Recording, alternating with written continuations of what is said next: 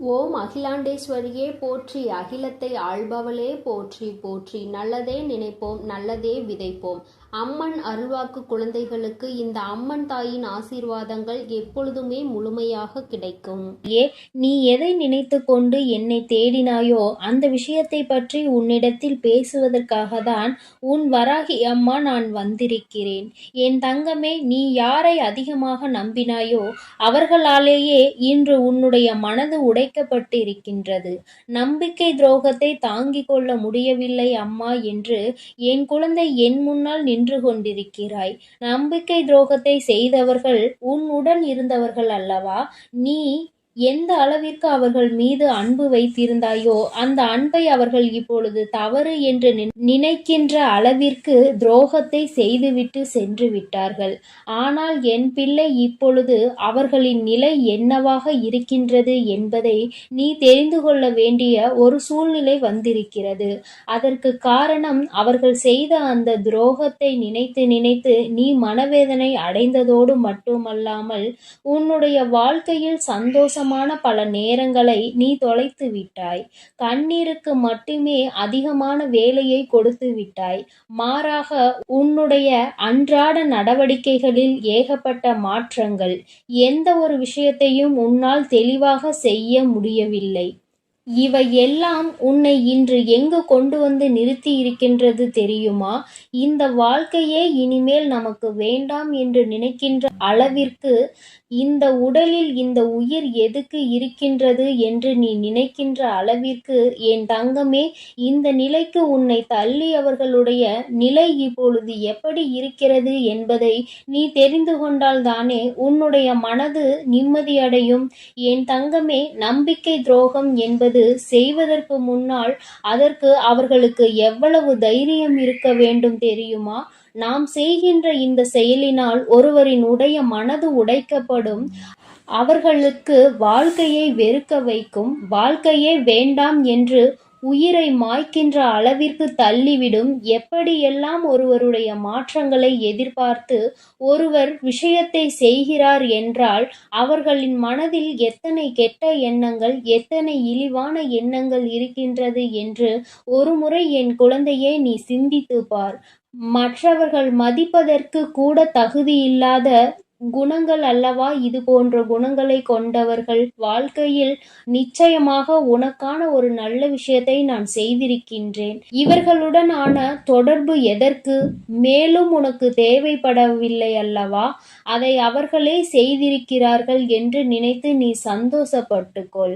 என் குழந்தையே, அவர்களை பற்றி இந்த நேரத்திலாவது உன்னால் புரிந்து கொள்ள முடிந்தது என்று நினைத்து நீ நிச்சயமாக மனசந்தோஷம்தான் அடைய வேண்டும். என் குழந்தையே, இது நாள் வரைக்கும் நீ அனுபவித்த கஷ்டங்களும் சோதனைகளும் உனக்கு வாழ்க்கையில் எத்தனையோ பாடங்களை கற்றுக் கொடுத்தாலும் இந்த நம்பிக்கை துரோகம் கற்றுக் கொடுத்ததை போல வேறு எதுவும் கற்றுக் கொடுக்கவில்லை. மற்றது எல்லாம் வாழ்க்கையில் எதிர்பார்த்த விஷயங்கள்.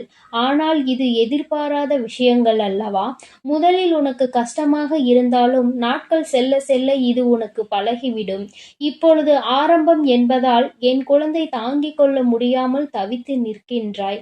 ஆனால் இந்த சூழ்நிலை மாறும், இந்த காலம் மாறும், இந்த நேரம் உன்னை விட்டு கடந்து போகும். அதன் பிறகு ஒரு நல்ல வாழ்க்கை உனக்கு நிச்சயமாக அமையும் என்பதை நீ மறந்து விடாதே.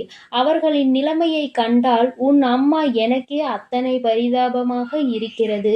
ஏனென்றால் எந்த ஒரு காரணத்திற்காக, யாருடைய பேச்சினை கேட்பதற்காக, யாருடைய மனதை சந்தோஷப்படுத்துவதற்காக இந்த நம்பிக்கை துரோகத்தை உனக்கு செய்தார்களோ இன்று அவர்கள் மூலமாகவே அதிகமான ஏமாற்றத்தை அவர்கள் சந்தித்து விட்டார்கள். நம்பிக்கை துரோகம் என்றால் என்ன என்பதை உன்னை விட அதிகமாக அவர்களுக்கு அவர் பழகிய அந்த உறவு காண்பித்து கொடுத்து விட்டது. என் தங்கமே, இப்பொழுது எல்லாம் ஒருவன் செய்கின்ற பாவத்திற்கான தண்டனையை பெறுவதற்கு அடுத்த ஜென்மம் வரை காத்திருக்க வேண்டிய அவசியம் கிடையாது. அவனினுடைய பாவ கணக்கு அதிகமாகும் பொழுது இந்த வராகி உனக்கு துணை நிற்கும் பொழுது, உனக்கான நல்ல நேரம் ஆரம்பிக்கும் பொழுது அவர்களின் அழிவு உன்னுடைய கண்முன்னே நிகழும் என்பதை நீ மறந்து விடாதே. இப்பொழுது அதுதான் நடந்து கொண்டிருக்கிறது. என் குழந்தையே, நீ உனக்கு அவர்கள் துரோகத்தையே செய்தாலும் அவர்கள் அழிந்துவிட வேண்டும் என்று நீ ஒருபோதும் நினைக்கவில்லை. என் குழந்தையே, நீ இரக்க குணத்தோடு நினைக்கின்ற விஷயம். ஆனால் அவர்களுக்கான விதி அப்படி இருந்தால் அதை யாரால் தடுத்து நிறுத்த முடியும்? அவர்களின் வினை பயனை அவர்கள் அனுபவிப்பார்கள், அனுபவித்துக் கொண்டும் இருக்கின்றார்கள். என் தங்கமே, இனிமேல் உன்னுடைய வாழ்க்கையில் உன்னை பிடித்த ஒரு கஷ்டகாலம் உன்னை விட்டு சென்று விட்டது என்பதை தெளிவாக புரிந்து கொண்டு நீ என்ன செய்ய வேண்டும் என்று நினைக்கின்றாயோ அதை சரியாக செய். இவர்களினுடைய எண்ணங்களை ஒருபோதும் நீ உண்மை என்று ஆக்கிவிடாதே. அவர்களுக்கு ஏற்றாற் போல நீ நடந்து கொள்ளாதே. அவர்கள் என்ன செய்தாலும் சரி, என் குழந்தையே, நீ உன் வாழ்க்கையில் செய்கின்ற விஷயம் சரி என்று காண்பித்து கொடுக்க வேண்டும்.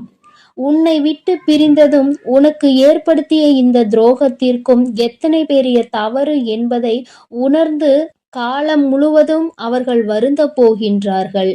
ஏனென்றால் அவர்கள் எடுத்த தவறான முடிவினால் அவர்களின் வாழ்க்கை சிதைந்து போய் இருக்கின்றது. இனி மீண்டும் அதனை சரியாக்குவது என்பது முடியாத காரியம். அவர்கள் செய்த துரோகம் ஒருவரின் மனதினை இந்த அளவிற்கு வேதனைப்படுத்தி இருக்கும் பொழுது அவர்களுக்கு மட்டும் சந்தோஷம் எங்கே இருந்து கிடைக்கும்? இனிமேல் நீயே உன் வாழ்க்கையில் அதிகபட்ச சந்தோஷத்தை அடைந்து நிம்மதியாக இருந்தாலும் அவர்கள் செய்த பாவத்திற்கான பலன் அவர்களுக்கு நிச்சயமாக கிடைத்தே தீரும். இன்று அனுபவித்து கொண்டிருக்கின்றார்கள், இன்று உணர்ந்து நிற்கின்றார்கள். ஆனால் இனிமேல் அவர்கள் தலைகீழாக நின்றாலும் அது நடக்கப் போவது கிடையாது. ஏனென்றால் என் குழந்தை, நீ தெளிவான முடிவில் இருக்கின்றாய் அல்லவா? இனி எந்த சூழ்நிலையிலும் நம்மை ஏமாற்றிய இந்த உறவை நாம் அறவே சேர்த்துக்க கூடாது என்பதில் அதில் எப்பொழுதும் போல நீ உண்மையான தெளிவு உனக்கு இருக்க வேண்டும். இனி யாராலும் உன்னை அசைக்க முடியாது. நீ நினைத்ததை விடவும் உன் வாழ்க்கை உனக்கு அதிகமான சந்தோஷத்தை கொடுக்க போகின்றது.